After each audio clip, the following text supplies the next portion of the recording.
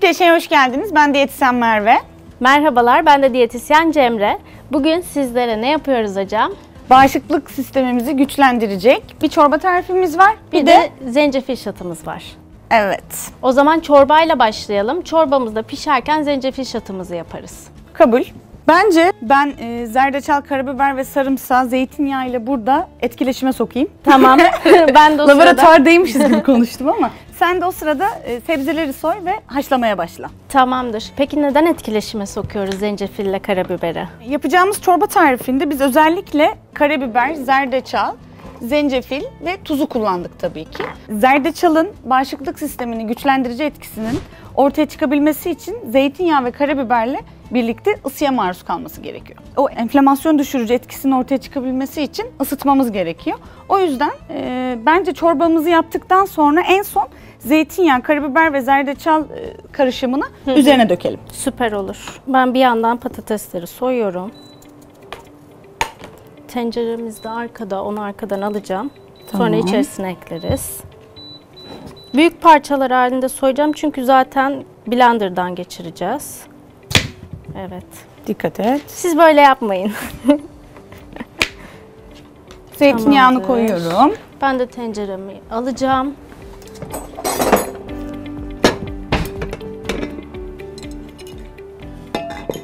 Zerdeçalımdan bir tatlı kaşığı.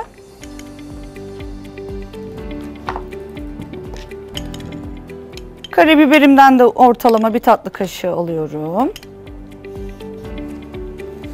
Bir sorum var size. Sorabilir miyim? Sor sor. Nedir bağışıklık? Niye güçlendiriyoruz biz bu bağışıklığı? Mevsim geçişlerinde bağışıklık sistemimiz gerçekten düşüklük gösterebiliyor. Bağışıklık sistemi bir vücudun savunma mekanizmasıdır. Ve bu savunma mekanizması zaman zaman düşüklük gösterebiliyor. Bağışıklık sistemi bozulur mu? Evet bozulur ama çok hani yeme içmeden veya sigara içmeden gibi şeylerden değil de daha böyle ciddi radyoterapi, kemoterapi gibi rahatsızlıklardan kaynaklı. Ama biz sadece şu an bağışıklık düşüklüğünden bahsedeceğiz. Bağışıklık sistemimiz niye düşer? Türkiye'de sigara içme oranı korkunç durumda artmış. Sigara içmek, yüksek dozda alkol kullanmak, bunlar bağışıklık sistemini maalesef düşürücü etkiye sahipler. Veya yetersiz beslenmek, proteinden düşük beslenmek, taze sebze meyveye ulaşamamak gibi. Yetersiz vitamin alımı diyorsunuz yani. Kesinlikle. Yani burada sabaha kadar tabii odur budur şudur diye sayabiliriz ama en nihayetinde dengesiz ve yetersiz beslenmek bağışıklık sisteminin düşmesine sebep olabiliyor. Bunun dışındaki en etkili faktör de sigara kullanımı diyebilirim. Sigara kullanan bireylerin neye dikkat etmesi gerekiyor? Sigara kullanan bireylerin diğer kişilere göre daha yüksek dozda C vitamini alması gerekiyor. Çünkü sigara kullanan kişilerde C vitamininin antioksidan değeri maalesef düşüyor. Hatta yapılan bir çalışmadaki oran beni çok şaşırtmıştı. Normal kişiyle sigara kullanan kişinin 3 katı kadar daha fazla C vitamini alması gerekiyormuş. Yani sen günde bir tane portakal yemen gerekirken diğer kişinin 3 tane portakal. Bu çok basit bir örnek oldu ama hani detaylandırmak için böyle söylüyorum. Ya zaten C vitamininin antioksidan etkisi de bağışıklık için çok önemli. Kesinlikle. Şimdi çorbada biz C vitamininden bahsedemeyiz. Bizim yaptığımız çorbayı pişiriyoruz ve pişen ürünlerde C vitamini çok ciddi miktarda kayba uğruyor. Yapacağımız zencefil şatta C vitamini yüksek dozda kullanmayı hedefliyoruz. Limonlarımız olacak. Limon içerisinde. olacak, zencefilimiz olacak, havucumuz olacak. Ama çorbada daha çok kurkuminden, zencefilden ve zencefilin enflamatik yararı açığa çıkabilmesi için de zeytinyağı, karabiber ve sarımsakla beraber güzelce ısıttım yakmadan. Ben de ne yaptım? Bütün sebzelerimi doğradım. Tamam. Üzerine birazcık geçecek kadar su ekledim. Biraz daha su ekleyebiliriz Cemre. Bence ekleyelim. birazcık daha su ekleyelim. O zaman şöyle yapalım. Et suyumuzdan ekleyelim. Tamam. Et suyunu biz önceden hazırlamıştık. Normal suyla beraber et suyunu da şimdiden koyabiliriz. Bir sakıncası yoktur. Sebzelerimiz haşlandığında da blenderdan geçireceğiz. Peki bağışıklığı güçlendirmekten bahsediyoruz. Şimdi zencefil şat yapıyoruz. Sadece zencefil şat içtiğimizde bağışıklığımız güçlenecek mi? Tek başına hiçbir şey yeterli değil.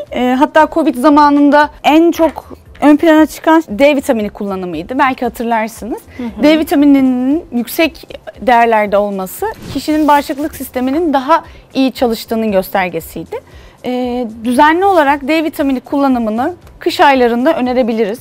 Çünkü gerçekten D vitamini düşüklüğü gibi bir durum söz konusu. Yaptırdığımız tahlillerde 3 kişiden ikisinin D vitamini oranı gerçekten çok düşük çıkıyor. Aynen öyle. Ve D vitamini kullanımının tabii ki önce tahlil yaptırılarak değerine bakılıp daha sonra bir D vitamini kullanımı önerebiliriz.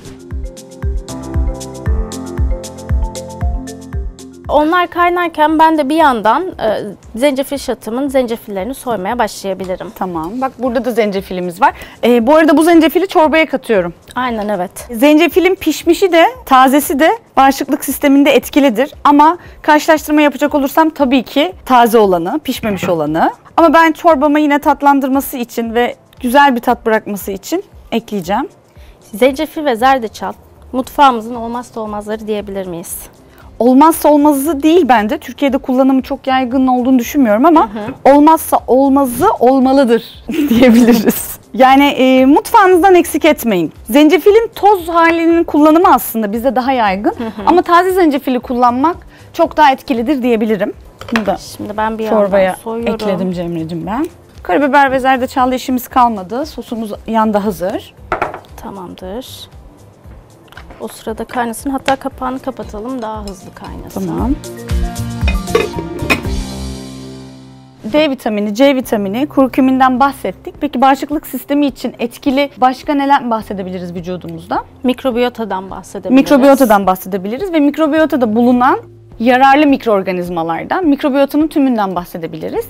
Bağışıklık sistemi için bağırsaklarımız çok önemli. Çünkü bağışıklık sistemi hücrelerinin sentezlenebilmesi için bazı moleküllere ihtiyaç var ve bağırsaklarımızda bunlar sentezleniyor. Bunlar probiyotikler sayesinde, bu yararlı mikroorganizmalar sayesinde sentezleniyor. O yüzden güçlü bir bağırsak sistemine sahip olan, yani güçlü bir mikrobiyotaya sahip olan kişilerin bağışıklık sistemi de bir o kadar yukarıdadır diyebiliriz. Evet. Özellikle annelere antibiyotik kullanımında ciddi uyarılar yapmaya çalışıyorum. Çünkü çocuklarda ilk 5 yaşta mikrobiyota temelleri atılıyor. Yani mikrobiyotanın oluşumu tamamlanıyor. Ve biz ilk 5 yaşta gereksiz yere antibiyotik kullandığımızda çocuklarda gerçek anlamda mikrobiyotada hasarlar bırakabiliyoruz. Ve mikrobiyotanın hasarlı olması demek bağışıklık sisteminin de düşük olması demek. O yüzden lütfen ilk 5 yaşta eğer doktorunuz size tavsiyede bulunmadıysa kafanıza göre antibiyotik kullanmayın. Yetişkinlerde de bu durum geçerli tabii ki ama çocuklarda özellikle ilk 5 yaşta buna dikkat edersek en azından korumuş oluruz. Aynen, bir de şu da var, doktorumuz da antibiyotik önerdiğinde kafamıza göre bırakmamalıyız. Evet, onun Hem bilinçsiz kullanım hem de nasıl kullanacağımızı bilmemek var. Aslında bu Türkiye'de çok yaygın. Maalesef. Ve gerçekten mikrobiyotanın bozulmasında çok önemli bir faktör oluyor. Şöyle, antibiyotik yüksek dozda düzenli olarak kullanıldığında mikrobiyotadaki yararlı bakteriler de ölüyor. Haliyle yararlı bakterilerin azalması bağışıklık sistemi hücrelerinin sentezlenmesini olumsuz yönde etkiliyor. B ve T hücrelerinin sentezlenebilmesi için bizim mikrobiyotadaki o mikroorganizmalara ihtiyacımız var. Aynen, yani sonuç olarak bağırsak sistemimizin de yani mikrobiyotanın da zayıflaması daha kolay hasta olmamıza neden oluyor diyebiliriz. Bunları ek olarak bugün koymadık ama kesinlikle kefir tüketiminden de bahsedebiliriz. Çünkü yani mikrobiyotadaki bakteri çeşitliliğini arttırmanın en güzel yollarından biri düzenli olarak kefir tüketmek olabilir. Veya ev yapımı turşular, güvenilir, doğru bir şekilde yaptığınız, hijyenine dikkat ederek yaptığınız ev yapımı turşular olabilir, kefir tüketimi olabilir veya probiyotik yoğurtlar olabilir. Bunlar yine bağırsaktaki mikrobiyotadaki yararlı mikroorganizmaların sayısının artmasına sebep olacaktır. Evet, yani antibiyotik kullanımında da aslında kullanırken de özellikle probiyotiklerden zengin beslenmeye dikkat etmemiz gerekiyor. Evet, bazı durumlarda doktorumuz önerebilir, antibiyotik kullanabiliriz ama kullanırken de mutlaka bir probiyotikle beslenmemizi ve bağırsaklarımızı desteklememiz gerekiyor. Evet, ama o bazı durumlarda şey yapılabiliyor, göz ardı edilebiliyor. Hani yine doktor tavsiyesinde diyelim ki yanlış bir öneride bulunmuş olmayalım. Tabii ki doktor tavsiyesinde. Şimdi Hocam, ben zencefilleri soydum. Birazcık zor oluyor zencefilleri soymak. Bakalım, ama soyduk, bir sıkıntı yok. Bir kaba direkt olarak aynen buna ekleyebiliriz. Zencefile eşlik edebilmesi için biz limonu tercih ettik. İçerdiği yüksek C vitamininden dolayı. Şimdi biz bu şatı hazırlayacağız ama taze taze tüketmeye özen gösterin lütfen. Çünkü ya beklettiğiniz her sürede C vitamini kaybına sebep oluyorsunuz. Biz de yapıp taze taze içelim kameraman Aynen. arkadaşlarla. Bu arada kabuklarını soyuyorum ama şu beyaz yerlerine çok girmemeye çalışıyorum ki pozası da kalmış olsun. Teşekkür ederim uyardığın için. Evet, ben de dikkat edeceğim.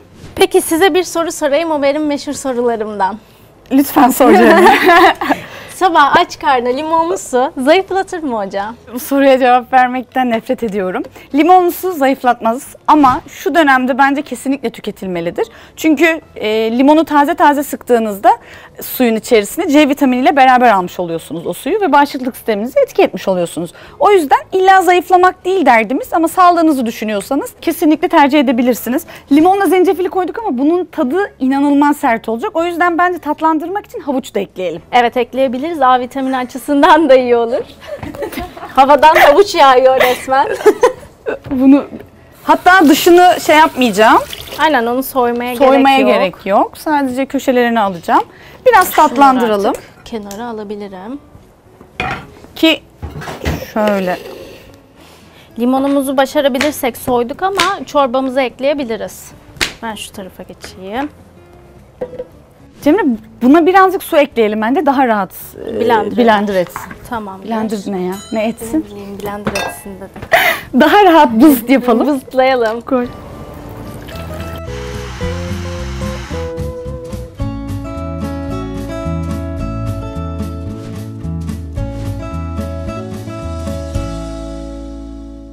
Çorbamız kaynadı. İçerisinde sarımsağımız, soğanımız, et suyumuz, yani bağışıklığınızı güçlendirebilecek her şey var. Ama tabii ki de bunu bir günde tükettiğinizde bağışıklığınızın güçlenmesini beklemeyin tabii ki. Bağışıklığınızın güçlü kalabilmesi için düzenli olarak vitamin ve mineralleri taze bir şekilde almanız gerekiyor. Yeterli ve dengeli beslenmeniz gerekiyor. Ve mucize beklememek gerekiyor. Tarifleri yaparken başından beri birkaç noktaya detaylıca değindik. C vitaminine, D vitaminine, kurkumine ve çorbamızda kullandığımız iliğe, kemik iliğine ve et suyuna. Bunları düzenli olarak tüketmenizi tavsiye ederiz. Şimdi Cemre, bunu sen yap. Ben bunu kesin bir şey yapamam. Tamam. Siz yine de bir kenara çekilin de ne olur ne olmaz. Bu çorbayı yaparken dilerseniz küçük küçük küp küp doğrayıp da kullanabilirsiniz. Veya bizim gibi biraz daha iri iri koyup blender edip pürüzsüz bir şekilde tüketebilirsiniz. Şimdi blender ediyorum. Ben de zerdeçal, sarımsak, zeytinyağı ve karabiberle birlikte oluşturduğum karışıma dökeyim içine. İçerisine koyduğumuz kereviz sapı ve pırasa kişide gaza sebebiyet verebilir. Bu yüzden birazcık kimyon ekliyorum. Tamamdır. Gaz problemlerine yol açmaması adına. Gaz probleminiz varsa kimyonu yemeklerde kullanın. Kesinlikle memnun kalacaksınız. Tuzumuzu da ekleyeyim Cemre'cim. En son artık kapanışı yapalım. Bir çimdik olacak kadar. Bir çimdik olacak kadar. Tamamdır. Ve bağışıklık güçlendirici çorbamız hazır. Bence çok güzel. olmuş. Kesinlikle çok güzel. Tek eksiği. Tuz mu? Belki biraz daha tuz ekleyebiliriz. Ama onu da yüksek tuz kullanımını kesinlikle önermiyoruz. Çünkü her yemekten, tükettiğimiz her gıdadan tuz aldığımız için. Ama yine de bir tık daha fazla tuz konulabilir. Bitirmeden de aslında son bir uyarı yapalım. Zencefilden, zerdeçaldan bahsettik ama zencefil tüketecek olanların özellikle kan sulandırıcı içiyorlarsa dikkatli olmalarını istiyoruz. Evet, Çünkü güzel hatırlatma.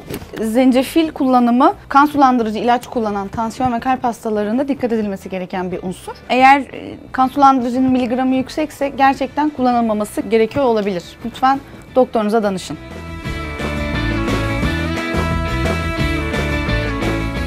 Umarım çorbamızı beğenirsiniz. Lütfen deneyin. Hem sizler için hem çocuklarınız için bağışıklık güçlendirici, bu mevsimde tam içilmelik bir tarif oldu. tabii ki de zencefil şatımızı da içmeyi unutmuyoruz. Evet. Şimdiden herkese afiyet olsun diyoruz. Kendinize dikkat edin. Görüşmek üzere. Ama boğaz Allah ağrısı aşkına, olan bir yudum. bunu kesinlikle Hasta olmaz. içmeli.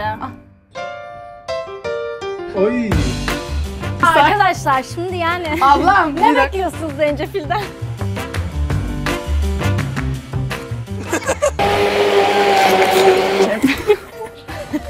Havadan havuç yağıyor resmen.